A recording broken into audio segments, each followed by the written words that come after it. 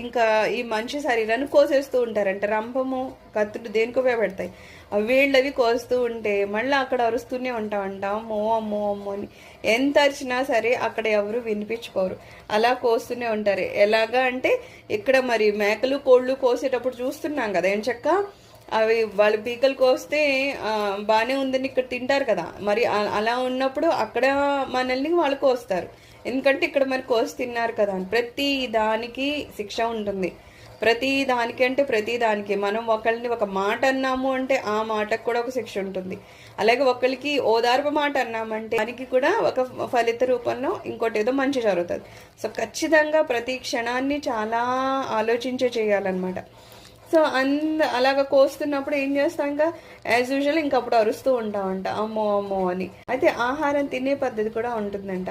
మనమేమో ఒక చాప్ వేసుకొని కూర్చుంటాం, మన ఎదురుకుంటే ఒక పీట వేస్తారు, ఆ పీట